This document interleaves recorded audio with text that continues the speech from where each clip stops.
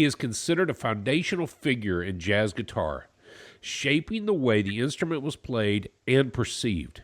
And he inspired countless musicians who followed. One who we had just covered 2 weeks ago, Wes Montgomery.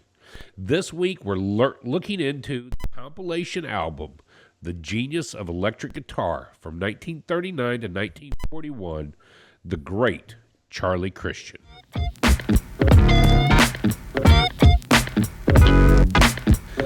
Welcome to the channel, everybody.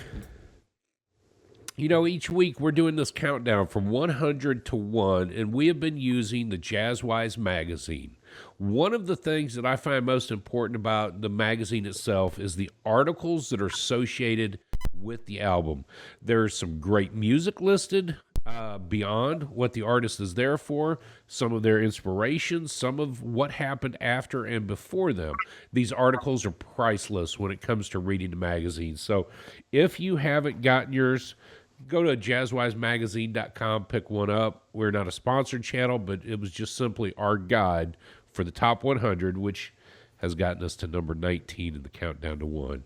Matt, you had something in the magazine worth highlighting about this week's artist, Charlie Christian. Yeah, just in case you don't have your magazine, I'm just going to read a few lines of the article. His phrasing was not merely emulating the fluency and tonal variations of the leading saxophonists, but bore an identifiable similarity to the great Lester Young, who claimed to have heard teenage Christian in Oklahoma City as early as 1932. The name of Charlie Christian should be far better known, for his influence has been at least as wide as that of Charlie Parker.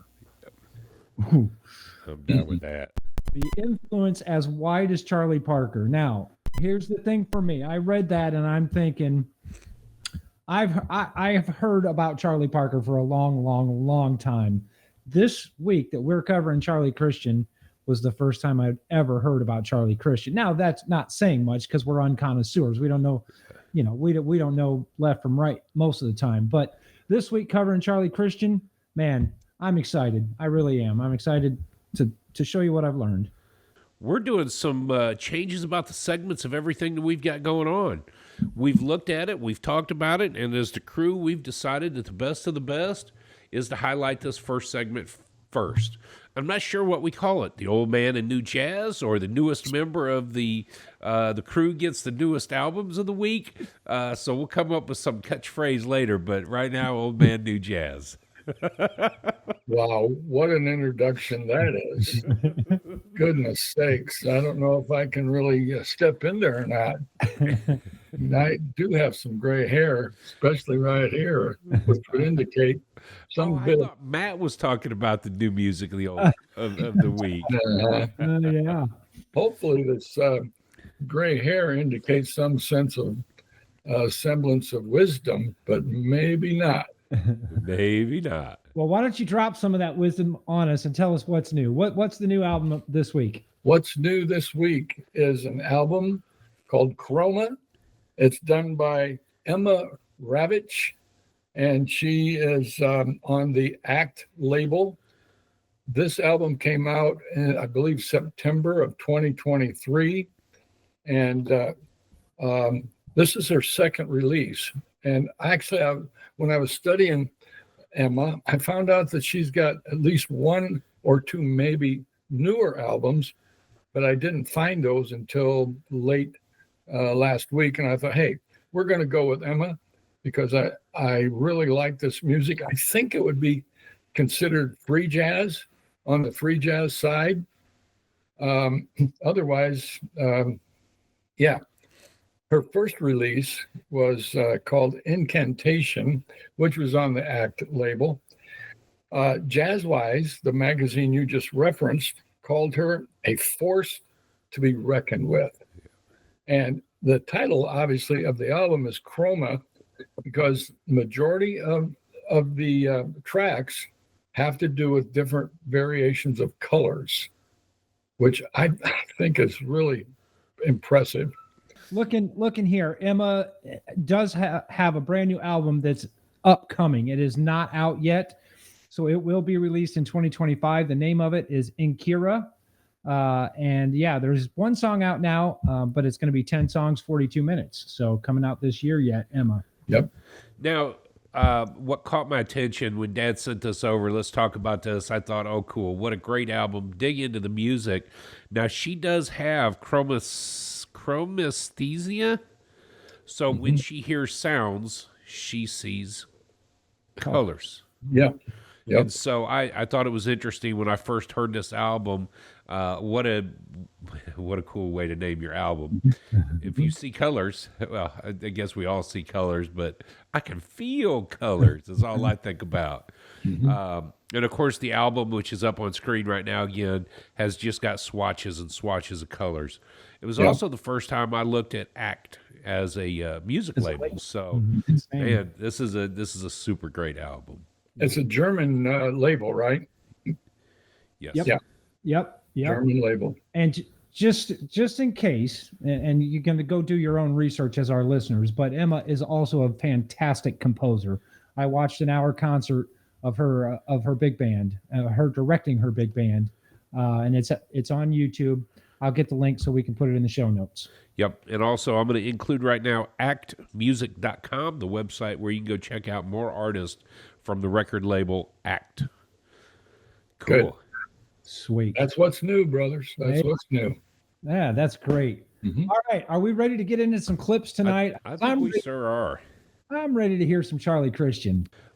We got into a conversation here about a particular song I think Matt and I both wanted to hear, so I'm going to actually start with that, and then the three of us will have our pick. I wanted to hear this moment as Charlie and Lionel play together.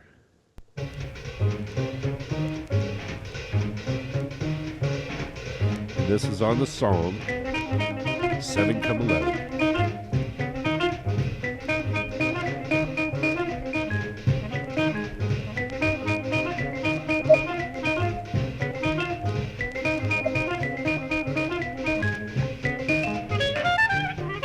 And then, of course, Benny Goodman comes in there. But just the precision of Lionel playing the vibes and Charlie playing on the guitar together is just banging. So, Matt, what did you want to hear this week from Charlie Christian?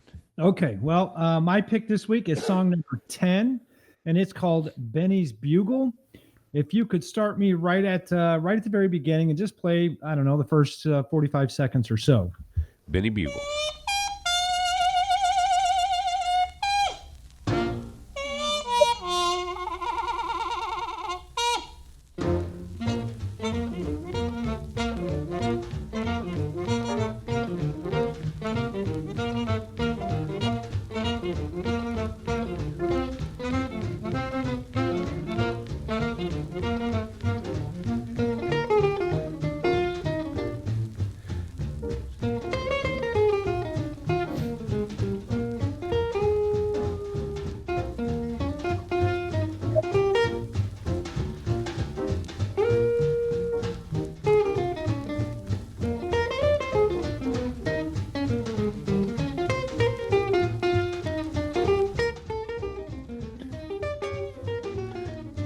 Man, he's just tearing it up. Yeah, he's tearing it up. I love the blues feel. Of course, I love the bugle at the beginning because being a trumpet player, I'm always gonna go for that first. But Charlie really brings that electric guitar to the forefront.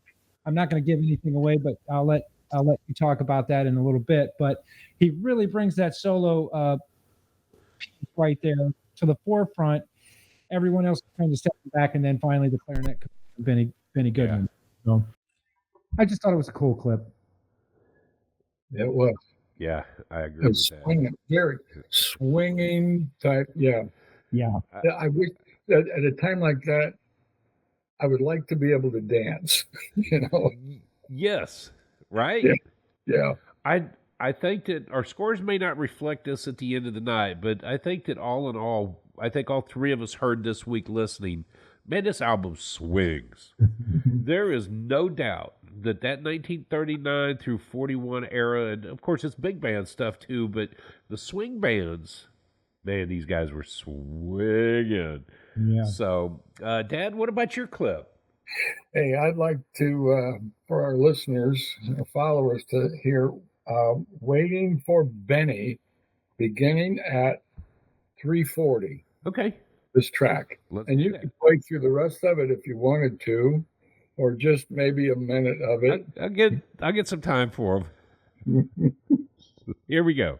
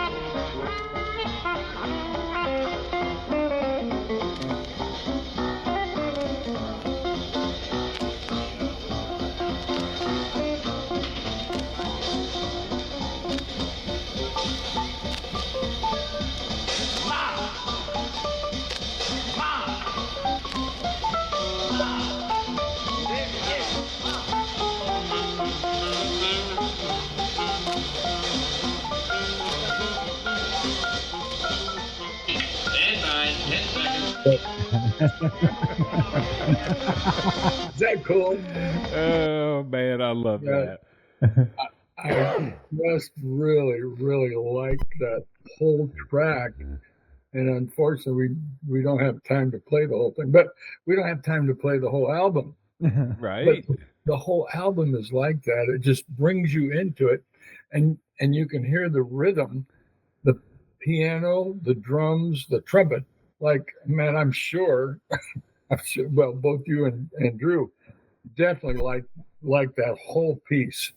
And so I'm sure those who are following us would just relish to hear the whole track if they haven't already. So Well, thank you. it's funny because you hear on Sunday nights, I hear stuff like this happening. Oh, so and so walked away, or the singer's gone. We were doing a singer tune. Let's just play something. The next thing you know, these kids will start playing something random. You're waiting for Benny. Clarinetist walked out of the room. What are we supposed to do? Well, let's just do something. The guy behind the record player says, "Just hit record, man." What comes out of those guys playing? So what I appreciated is right there at the end. All right, 10 seconds. 10 seconds. I can see the red light in Jeanette's studio kick on. It says, you got 10 seconds. Wrap it up. Exactly. Yeah. Oh, man. But, thankfully, even being 1939 through 41 when they recorded this, the recordings are crisp. Yeah. And you know that we're probably listening to a digitally remastered, because mine's from 87. Yeah. But still, the recordings are crisp, and I think they almost had it down to a better science where they could get a longer recording and they didn't have to end quite so abruptly like they did it in the early 30s. So that's one thing I appreciated about the whole album. Was the way that it sounded. Even being 39, it still sounded pretty well, pretty amazing. Yeah, exactly. Yeah.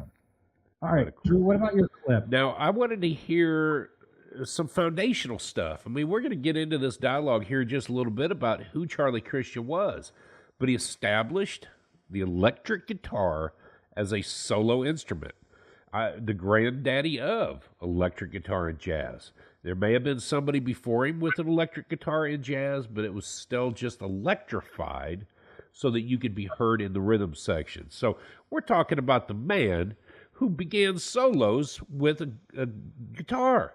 This is the Bix Beiderbecke trumpets. So I just really wanted to focus on his solo, Gone with What Wind, beginning in about 55 seconds. So here we go.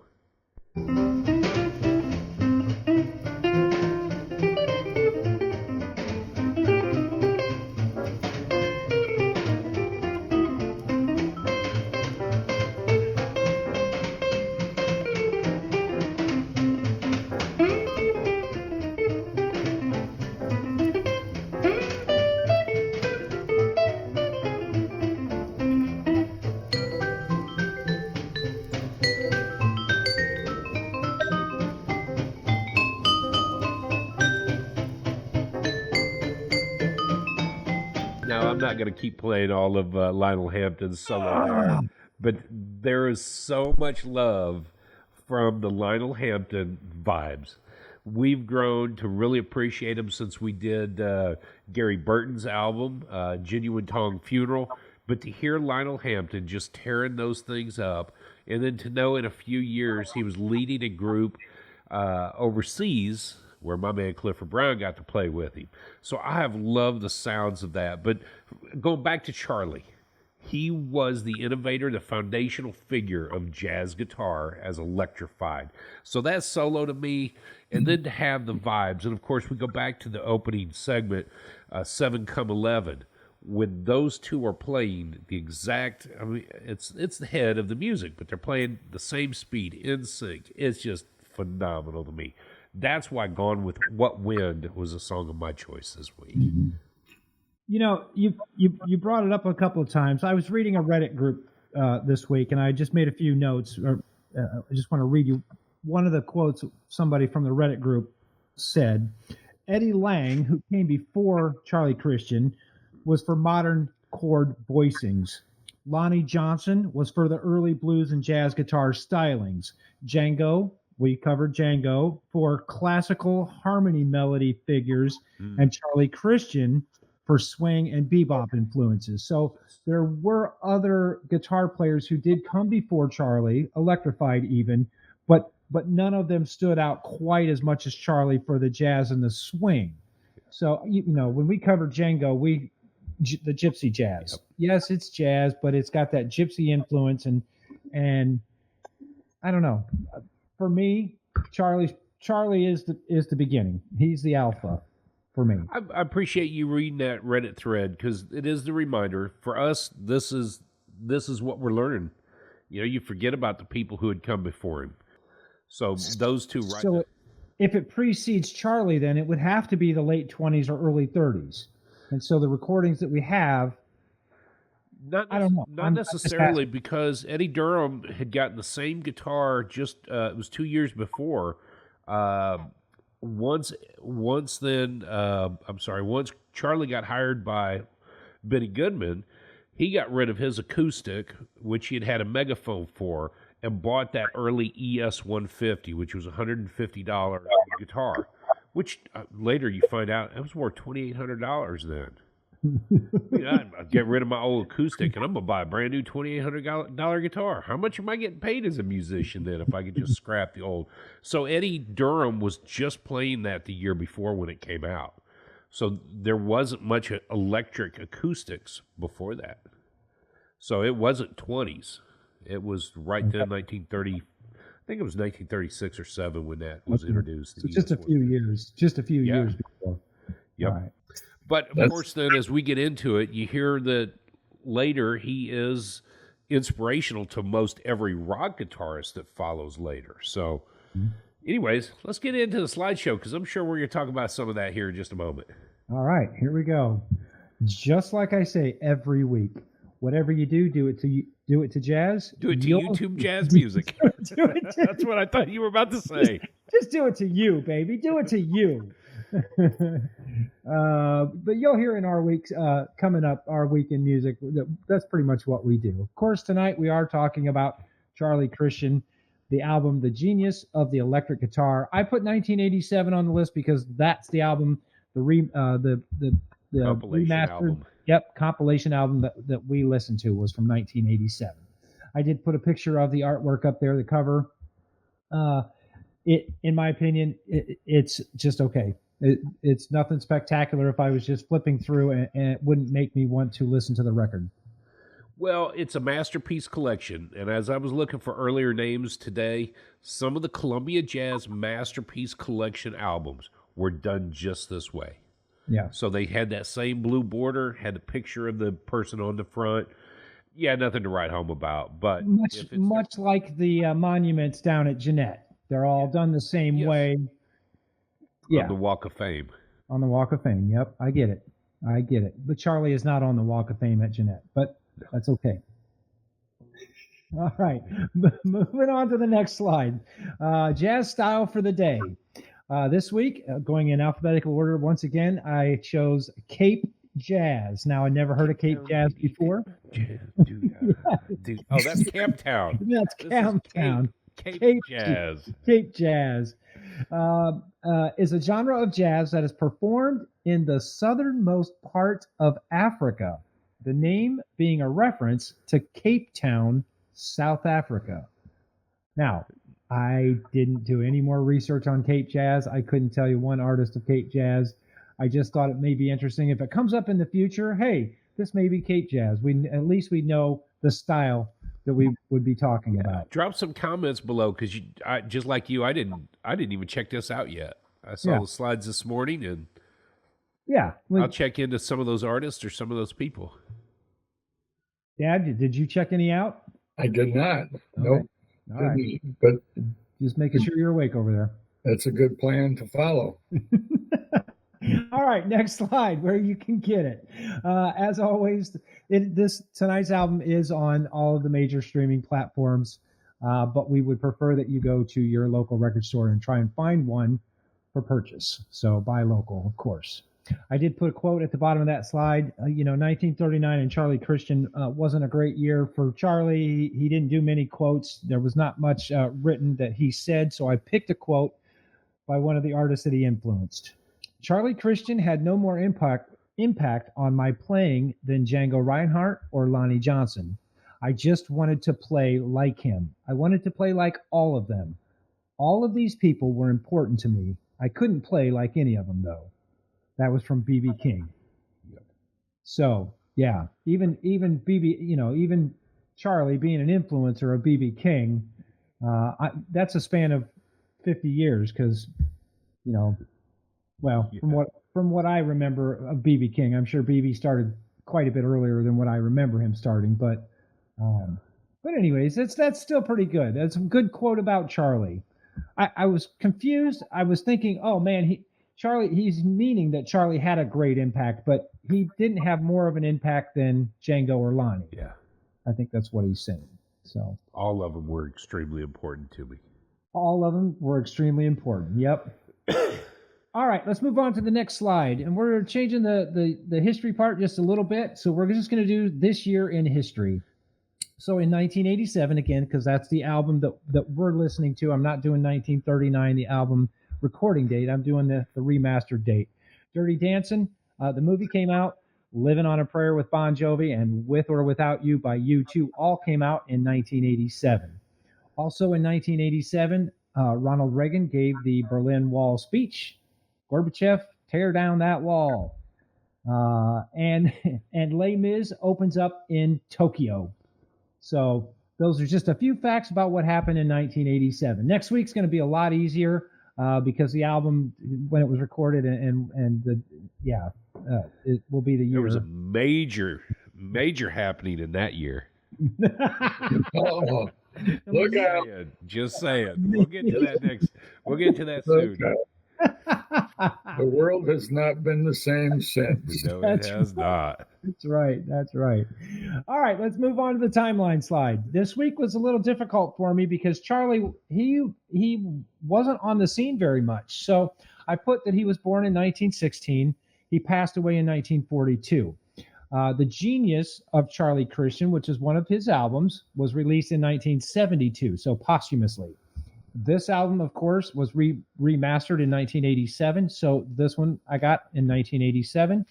In 1989, Charlie was nominated Downbeat Hall of Fame Artist for Downbeat Magazine. So the timeline doesn't really represent his life, and it more represents the posthumous albums that came out.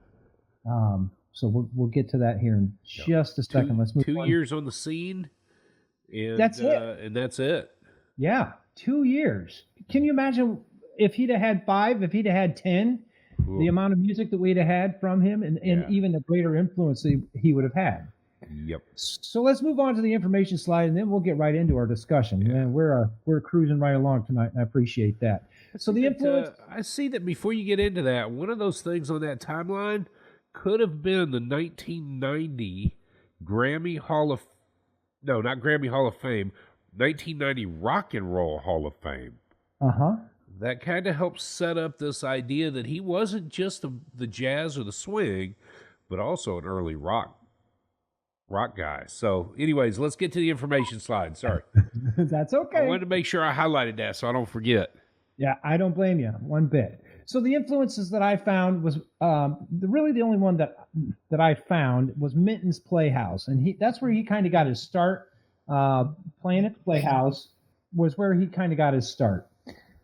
Drew, what else did you find? You talked about Lester Young. You talked about some of the other great. And some of the things that I was able to get into this week, because I did a little bit more rabbit hole. If he is the influence of Wes Montgomery, who we covered 2 weeks ago, there had to have been some better listings. Lester Young was one of those people that he played with at Minton's Playhouse, and you'll mention that in a second as well. But his influence was Lester Young. The style and the sound that Lester played on that tenor saxophone became his inspiration. Then Western swing music, which I think, wow, that's pretty cool, Western swing music. I'm thinking about some of the old cats who Jeanette would have just started to record back in the 28 and 30s. So we're hearing this Western swing or early guitar, banjo, electric, baritone, a tenor guitar, I'm sorry. So that more Western swing stuff. But then Eddie Durham was his major influence on the early electric guitar, who was just that year before. He was the first one to have it. He started playing it. And he wanted to mimic his sound. And then later he mentioned that Eddie Lang was the guitar soloist that he most admired. So there was some conversation in who that was that influenced him to do what he did and to play the way he did. But Lester Young keeps coming back up from his sound and style of playing the tenor sax. So that's Eddie Lang, not Johnny Lang. Different, yes. Just a little. Funny. Just a little. Just a little. But Eddie Lang. Eddie Lang and Eddie Durham. Yeah, okay. Were listed there. Do they grow up in different towns? Yes. Yeah. I wonder if Gene, okay, since you mentioned the Western swing, I wonder if Gene Autry then could have been an influence for Charlie Christian. Could have been. The only reason that rings a bell or because he's on the Jeanette Walk of Fame and recorded at Jeanette. So I wonder if possibly Gene Autry could have been an influence. Could have been. Very well could have been. Cool. All right. So let's get on to the discography. I've got 19 studio CDs, and he was actually they've made 2 films about Charlie. So filmography is 2, studio is 19. Now, of course, being 39 to 42 when this was recorded, we're talking 10 inches, 10-inch records back then. So may not be 19 full CD length in the discography there. So you may have 2 sides, 5 songs on 2 sides or something. And it right? Actually, yeah, it might be 2 and 2, side A, side B. It's interesting though because you've got 19 up there. It was listed on Wiki. He was never actually recorded as a leader. Right. All the compilations have been released of his sessions as a sideman. And that was with most of those, 99% of them were with the Benny Goodman. And then more posthumous. Yes. And then Lionel Hampton, the complete Lionel Hampton from 37 to 41. And then with others, he did a Carnegie Hall show from spirituals to swing. But yeah, those 19 were all as with Benny Goodman. Yeah. Cool. And again, it's interesting. He's at number 19. He was never recorded as a leader. Right. And he is number 19. I mean, he's influenced everybody that follows. So you got to ask, how's he 19? What genre is he in? Let's go. I'm not laughing at you. I'm just laughing at the fact that you're right because like I said at the beginning of the episode, I had never heard of Charlie Christian before. And of course, we hadn't heard of a lot of these artists before we started our journey. I mean, if you'd asked me who Django was, I'd have said the D is silent. So, but again, just because I don't know him doesn't mean he's not a superstar. But he was a superstar in the short time that he was available. All right, the genre that I've got, bebop, the swing, of course, we've talked about that, and then just jazz. So, he was a major influencer in the start of bebop. Him and Charlie Parker both. So, yep, bebop, swing, and jazz. A few facts about Charlie Christian. He actually started out and he wanted to play the tenor sax. He did not want to play the guitar, which I found was interesting because I can't imagine, that's not an easy switch to go from the tenor sax to the guitar. But he did it. So, and I'm glad that he did it. 1936, he did a tour of the Midwest states. So he was in Indiana, he was in Ohio, he was in Wisconsin, he was in Michigan, touring, playing. And then in 1939, he started playing with Benny Goodman. So, and most of his recordings, like you had mentioned earlier, were with the Benny Goodman Orchestra. So, it's interesting how quick we skip over some of those. I want to fill in the blanks on some of those. He also played the trumpet, and he believed that it was going to hurt his lips. The reason he was encouraged to play the guitar is his two brothers and dad were buskers on the streets trying to earn an income. And so they needed to be out there playing on Bust Street. And so he was playing the guitar. When he was finally old enough, he was picked up and then started going to the clubs at, when I type in, age like 14 or 15. 14. Yeah, it was 14. And then around 15, he was playing in the clubs. It was actually before he got with Benny Goodman, a most famous woman who suggested to John Hammond, who was a recruit for Benny Goodman's band. Mary Lou Williams said, "You ought to check out this kid on guitar. I believe he'd be a good fit for Benny's group." So it was on the word of Mary Lou Williams, who is a name that we should all know. No, Dad, it's not Mary Lou Buckles. It's Mary Lou Williams. There'll be a time for everybody to understand that inside joke, but tonight is not that night. Yes. It's Mary Lou Williams, who everybody knew. So he got picked up with Benny Goodman's crew in 1939 based on her word to the Music Scout. So that, to me, it's just like magic. I'm out on the streets playing as a kid. I wanted to play the tenor sax. Now I'm stuck playing the stupid guitar. The trumpet's going to hurt my lips. So now I'm touring in a club at the age of 15. Well, much like Wes, guitar wasn't even his main thing. Welding was his main thing. And he'd come home late at night and practice. We discussed that on Wes's episode 2 weeks ago. But I'm just saying, it's funny how they kind of fall into it. Yeah. How it just fell right into his lap and worked out. So good for him. The genius of the electric guitar. Now, just a few facts about this one. There's not much written. There wasn't a wiki page on this, so I don't have I just kind of winging it here. But the version that we're listening to was released in 1987, the compilation. Most of the songs were from the Benny Goodman Sextet. The album is 49 minutes long. So that's what I got about the genius of electric guitar. 6 degrees of separation. I had to think about it, but only for a minute. Charlie plays with Lionel Hampton on this. Lionel Hampton and Dizzy play together, and then, of course, Dizzy and Miles. Could I have skipped a step? I don't think so. All right, wow. Enlighten me. Why, yes. Yes, you could have. Yes, you could have. Because the great Charlie Christian played directly with Dizzy Gillespie on songs such as Swing to Bop and Stomping at the Savoy.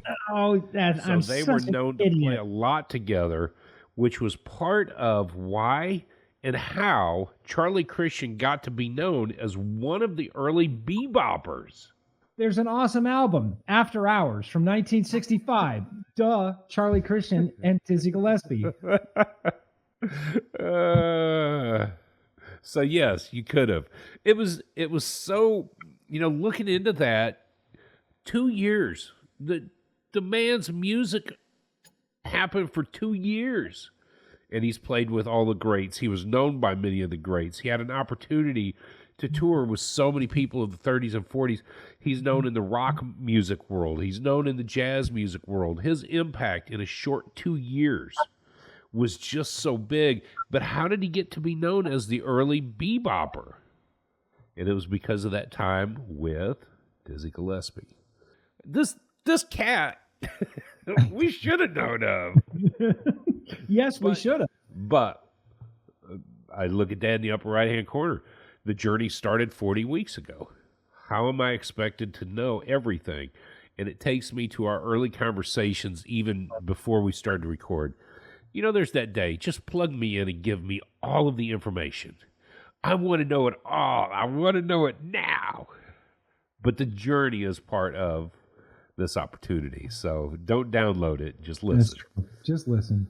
All right, Dad, you've been relatively quiet this episode. What are your thoughts on the album? Tell us what you thought about it. Well, I'll tell you what, it was one of those albums that when I started listening to it, unfortunately, I took a break here and there, but I listened to every track that I could. And of course, now with the new vehicle, I can listen to it in the car, while it's playing off my phone. But I played it over and over and over again. I love the style, the rhythm. Oh, the rhythm just will draw you into it. So I really, really enjoyed this whole album, the whole thing. So, yeah. Okay, I'm not ready for scores yet, but No. would you recommend it to a very first time listener? Let's say Aunt Des walks up to you and says, "What should I listen to?" No, I really would, especially with knowing the history of it, and especially knowing this is a electric guitar. And for anybody that would be listening or be making music, be playing an electric guitar, they need to know this. They need to be aware of who Charlie Christian is, so they have a history of where electric guitar on stage before live audiences and taping, recording. They need to know this. They need to know Charlie Christian. Yeah. So I would anticipate those who are playing electric guitar would have some awareness, but maybe not listen to this album at all. They should. Well, okay. In my case, I started listening to Pat Metheny, and it wasn't until we covered Wes Montgomery that I realized that Wes was, one of Pat's idols, or one of his influences. Mm-hmm. Charlie was one of Wes's influences. So the hero of my hero's hero, Mm-hmm. So.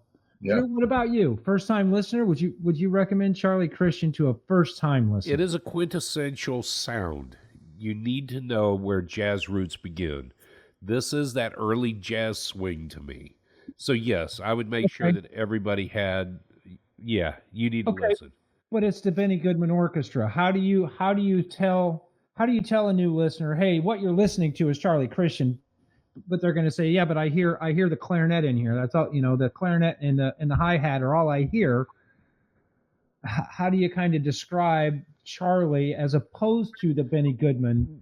Well, and that's interesting because my thoughts on the album is that there's not enough Charlie. But the reality is there is enough Charlie because of how early orchestras or big bands were set up. And, we went through that phase a couple of weeks ago with what are the 4 segments of a big band. You've got your rhythm section, you've got your woodwinds, your trumpets, and your trombones. Well, in that rhythm section, they're there to keep the timing and the rhythm swinging and happening. So he's really the beginning of a solo guitarist as an instrument in the band and not part of a rhythm section in the band. So yes, you're going to hear a lot of Benny Goodman. You're going to hear a lot of Lionel Hampton. You're going to hear a lot, well, that clarinet and the vibes. So you're going to hear a lot of that sound. But in that orchestra sound, in that big band sound, you've got these highlights and features of the electric guitar for the first time, or maybe not the first, but he's one of the first in the late 30s, early 40s to be soloing, to be highlighted and featured as a musician. So yes, you've got to take all of that music in to hear the few highlights of him playing. Now, overall in the album, if it's an hour long, you really only get about 10 minutes of Charlie through the whole process because he is a highlighted soloist in there. So you've really got to pay attention. You got to listen reverently for Charlie Christian. But when you begin to hear his sounds and style, there was a time this week when I started thinking back to Wes Montgomery. Man, listen to Wes's playing, and it is Charlie. So you start to hear that. So to me, yeah, you got to take it all as one lump sum. Okay, let me ask you a question I haven't asked in several weeks. Is it recognizable? If it came on shuffle and your phone is sitting on your seat next to you and you can't look at it, are you going to say this is Charlie Christian, or are you going to say, oh, that's definitely Benny Goodman? Goodson. That's funny. I don't know the answer to that.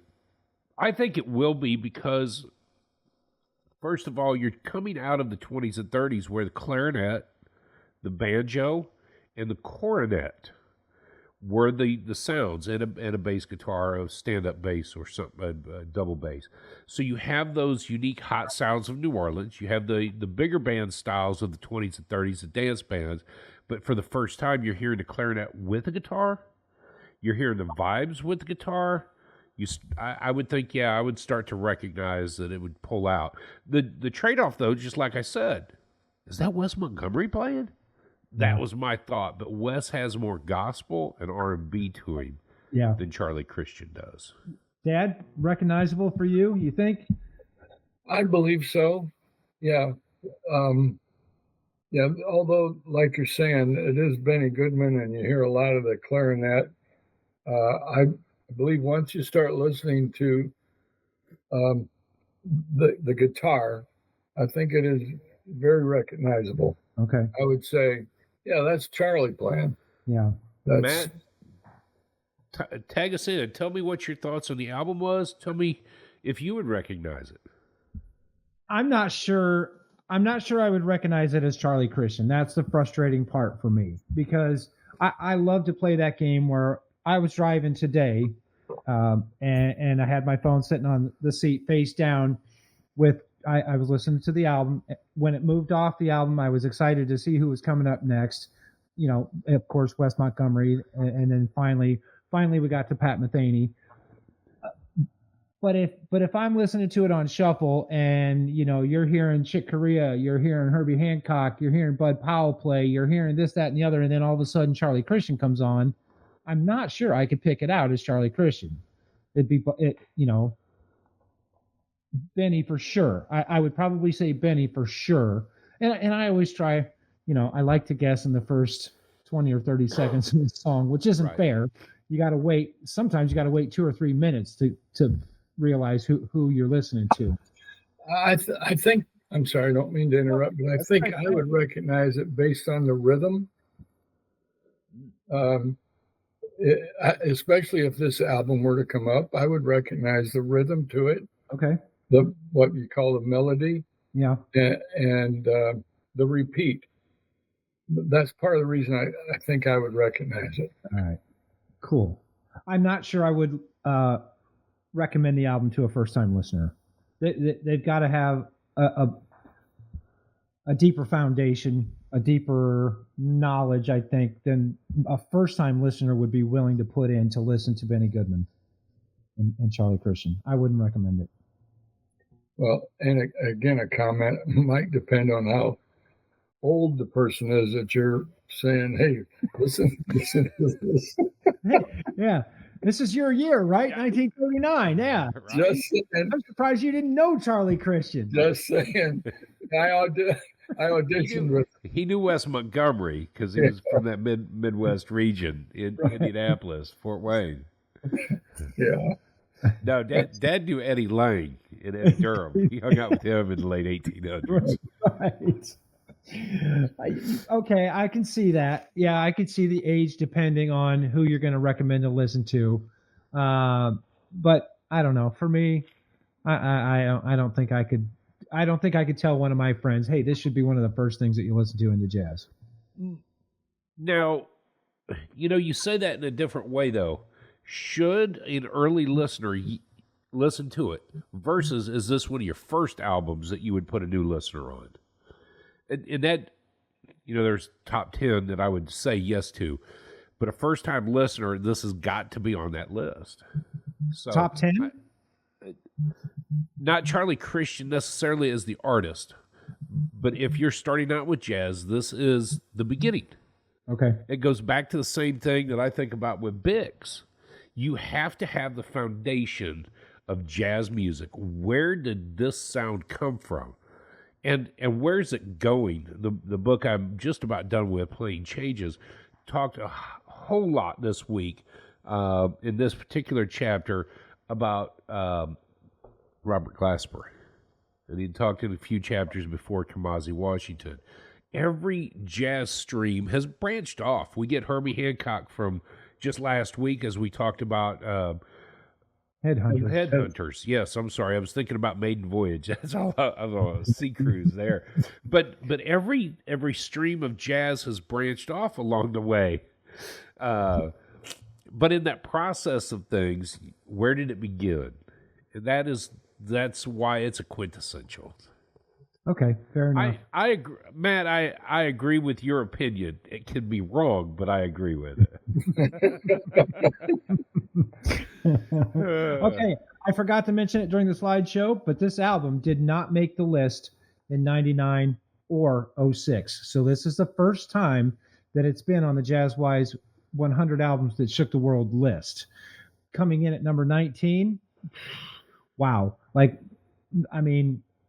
First time on the list being number 19. I'm not mad at where it's at. I'm more mad that it's not way farther back and I got longer to listen to Charlie and Benny Goodman. Yeah.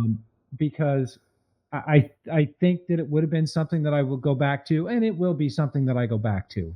I'm not saying that I won't ever listen to it again, but I will go back to it. So Matt, for you and me, did he ever play with Count Basie?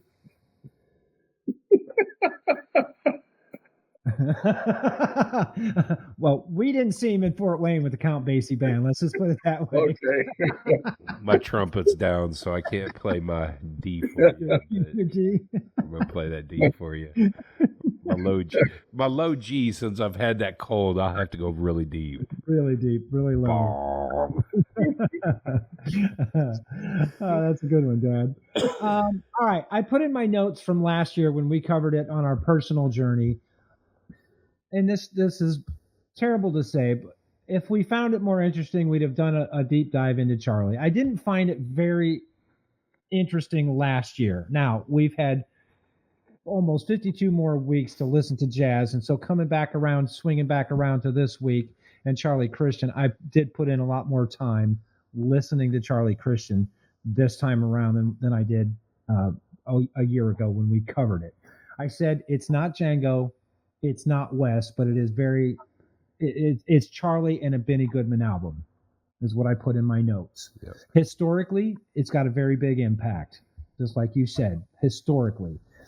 And I put in my notes, it may not be something I come back to regularly. So, scrolling through the list, you're in the C's. I'm seeing Courtney Pine. I'm seeing, Charlie Parker. I'm seeing, Charles Mingus, Charles Lloyd. I'm scrolling through the C's. It's going to be tough for me to stop on Charlie Christian and say, oh yeah, I want to listen to that now. First and foremost, I don't even make it past the CAs because I'm stopping on Cannonball Adderley almost every time. You know what I mean? So scrolling through just the C's in my library, Charlie may not get a fair shake in the future. But I will add this note though. I'm glad it isn't my foundation of jazz music. The world would be different had I not had this week. Had we not been forcing ourselves to listen to the top 100, I would never know. I would never know how much I missed in this particular music from that decade. Historically meaningful. It wasn't my jam, I think is what you put last year. This is not for me, but we're coming off of Chameleon. So coming off of this, and this is what I have to say. We've come from a full electric band to the beginning of the electric guitar. From 1972 all the way back to 1939, the huge difference in style of music. I put in my notes, I just didn't want to mix the album, which is why I gave the rating I did. So you ready? I'm going to give you my rating unless I'll get Dad's closing thoughts on this. This week when we did this album, I gave this album a Bix score to me, which was a 7.5. I'd have gone about a point and a half higher now that I really understand the impact and the meaning of the album, but then I'd have to take a half point because it's still not my big. That style with the clarinet, not my love. But 7.5 is what I gave it, and I'll stick for that for now. All right, let me go next. Much like you, it's not my jam. I'm not going to go back to it regularly. I landed on a straight 7. I don't feel like I bixed it. I feel like it's a personal score. I feel like it's a good score for me. You know, in the years to come, as I'm scrolling through my list, I may go back to the 7s. Let me listen to everyone who I rated a 7 to see if I would rate it differently today than I did a year ago, 5 years ago, or 10 years ago. Hopefully I'm still listening to jazz in 10 years. You know, it's easy to go back to the 10s. You gave your 10s a 10 for a reason because you liked it. But it's much harder to go back and listen to the 5s and the 6s and the 7s. Why did I rate it that way and would I rate it different? So I'm happy with my 7. Dad, how about you? Okay, hold on to your seats, gentlemen, because I gave this a solid 10. 10. Wow. I gave it a 10. I like the style. I like the flow. I like the fact that it's creative. The history of it blows me away. And I don't oppose. I'm not opposed to clarinet. The rhythm section is powerful. To me, it's powerful. And Charlie lays down just a fantastic rhythm with the guitar. And so the quality, the tone and everything, I'm telling you, blew me away. I just really, really enjoyed this. And I would play this again. And I think I didn't play much of it for Mom, but I think she would enjoy it as well. Because, you know, she in high school, she played a clarinet, so she might appreciate that style. But yeah, 10. You did join us for our Benny Goodman episode too, didn't you? That was one of the first episodes that you were on. Is that the one we did at Electric Works? Yeah, I think so. Yeah, one of the ones we did at Electric Works. Yep. So I can see why you'd give it a 10 because I remember you being on that episode anyways with Benny Goodman and his orchestra. And now I'm starting to wonder, is there a correlation with where we dive into jazz for our first listening experience that changes our weeks over 40 years? You dive in with Benny Goodman, and that's what you kind of have as your gold standard. Or is it just purely the fact that that's what Dad's jam is? And if so, we're finding over these 40 weeks what he is really into. Sure. And this goes back to it. There's something for everybody in this jazz genre. Whatever stream you flow down, whether it's the Peter Broadsman and Albert Eiler. That's flowing upstream. That is not flowing downstream. Or it's Herbie Hancock and Watermelon Man, or going back to his earlier years of Maiden Voyage, or maybe it's Wynton Marsalis, or it's Kamasi Washington, but those streams all come back from where it all began. So, Dad, that's so cool to me. Mhm. So It is. cool. It really is. I'm kind of surprised that you were up that high, but I'm not really surprised that you were up that high. I am surprised that you didn't play more of it for Mom, because I'm always interested to hear Mom's opinion of the music, and I'm glad you're playing it for her. I'm glad she's experiencing some of it. But yeah, I'd be interested to talk to Mom about how she felt about Benny Goodman. And Yeah. Charlie Christian. Charlie Christian. Yeah. Good. So, Dad, tell me about your week overall in music. My overall week has been kind of up and down. Music wise, I really honestly, the music I listen to is primarily Charlie and Chroma, Emma. Yeah. I didn't go very far astray from those. And so, yeah, that's my week in music. But otherwise, and I'm sure one of us will mention, if not myself, the 10 for 10, pardon me, 10 for 10 that we did. I just thoroughly enjoyed that. And Mom and I watched that together earlier. And it sounds like she hadn't listened to 10 for 10 before, but I'm almost positive she's losing her mind. So, no, take that out. Take that out. Beep. Cut film. B-roll, Start film. B-roll time. B-roll time. I'm gonna tell my mama on you. Ooh, you gonna get it? Get it? I told you. Yeah.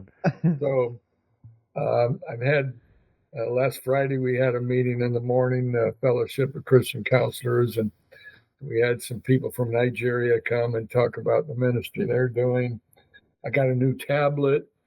Matt, you and Keaton and I got a chance to play golf on Saturday, which was just fantastic. Mm-hmm. And for the listeners, for us to be just 2 over, I think is what Keaton said. 2 over. That was beautiful. Right. And we didn't cheat. We did not cheat. Nope. I was gonna say which one of you went to public school and wrote down those numbers, but you did not cheat. I trust Keaton would have been able to keep score. Yeah. Yeah. So that's kind of where I'm coming from. Yeah, just a busy week since last time. Matt? Well, all right. So this week was my very first time ever doing the Downbeat Readers poll. I got an email because we're Downbeat subscribers. Did you get your email to do the poll? Maybe I didn't. Okay.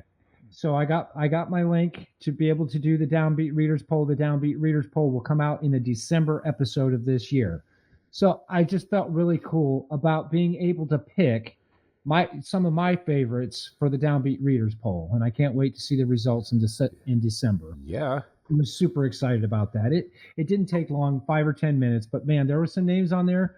I wish I would have taken screenshots of all the questions, all of the names, because again, we're talking only about the top 100. And yes, we do rabbit hole. Yes, we do listen to the new stuff and to Emma and those types of artists, but there was so many names on there that I had no clue who they were.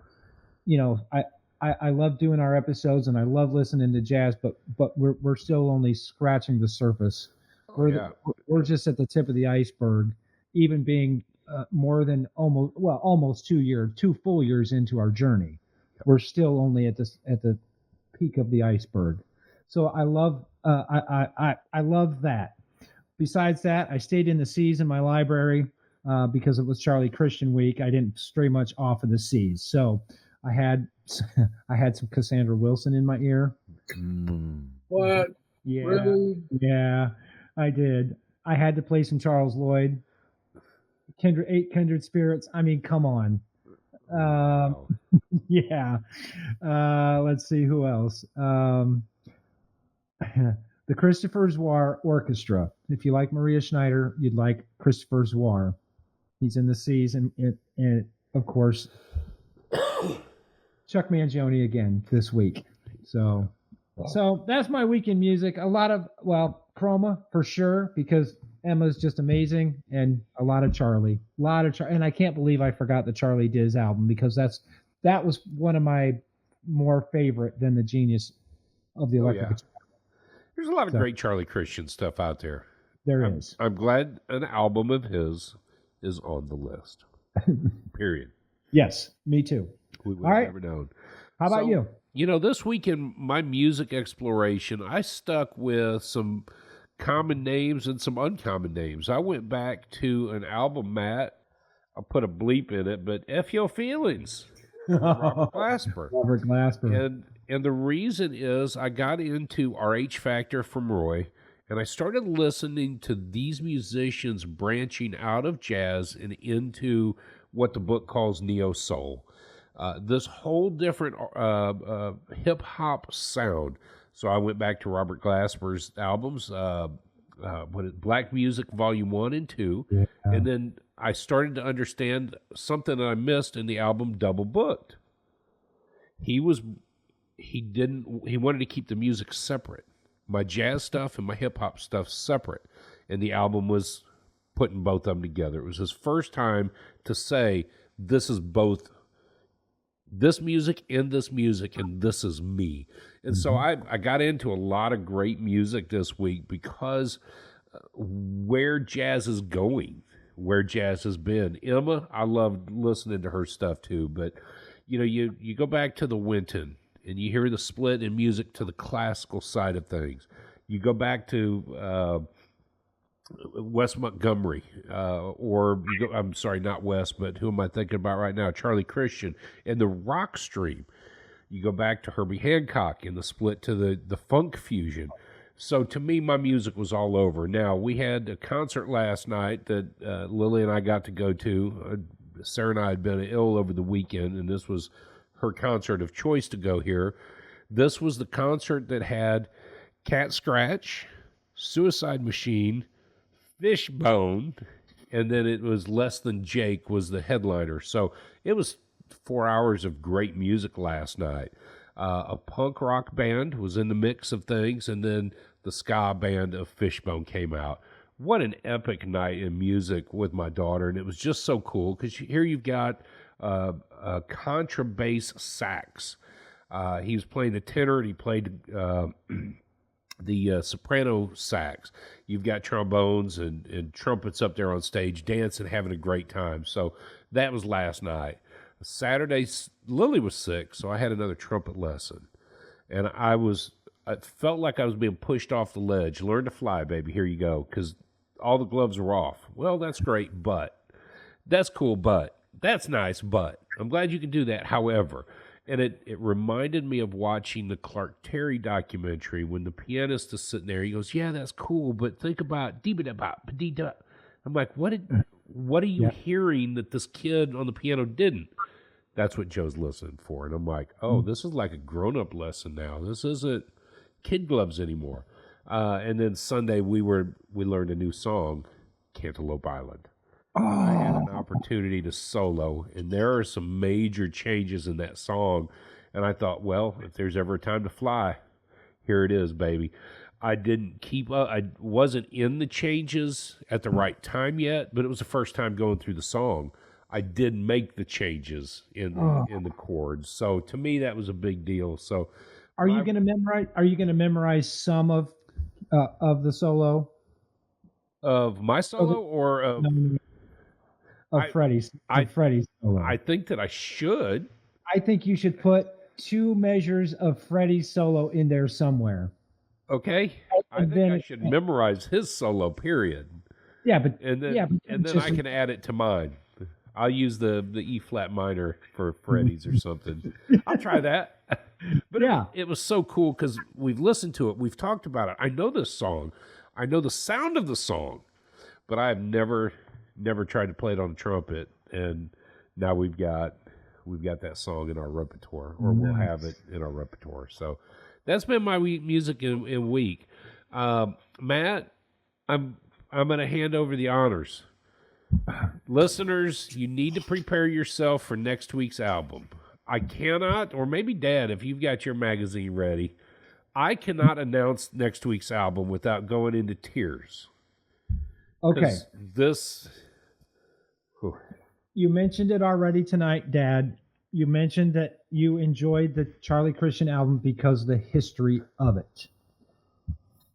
Next week's artist, you almost have to know the story behind the album, not to enjoy it, not to appreciate it, but to really let it hit your soul, to realize the story behind the album. And that's, you told me you told me on Saturday that you played a little bit of it for Mom already, and she didn't get it. So I'm hoping that by next week, when she hears our dialogue about this album, that she changes her mind. And next week's artist, number 18 on the countdown. And a hush falls over the crowd. Take it We're easy. talking about none other than Mr. Keith Jarrett. And the album is The Cologne Concert from 1975. It's on the ECM label, and it's just Keith on the piano. It was recorded the 24th of January, 1975. That's all I'm going to say about it tonight. You'll have to tune in next week for our full discussion on the Cologne Concert and the impact that it had on us. If there's information that you know about these musicians, bring it to us so that we can follow up with you next week and just bring an updated version of last week's episode. So thanks for joining us from all over the place. Basis doesn't mean we know everything. We're still way unconnoisseurs of jazz music. And as Matt mentioned in the episode, we picked up a handful of sand on the beach and pretend to know jazz. We forget that there's 1,000 miles of beach ahead, and each one of those grains of sand is another musician, another album, and even an instrument, something that we had never thought about, like the stritch or the nose flute from Roland Kirk. So who knows? But enjoy the journey while we're here and while we have an opportunity to do this. And Dad, thanks so much for taking the segment now of the new album of the week. It is so crucial to bring these new artists to the light. I've got something for you maybe in the next weeks or two to share an album from somebody, but I'll talk to you about that offline. So Okay. Good. Thank you. Thanks so much for joining us. Have a great rest of your week. Cheers. Cheers.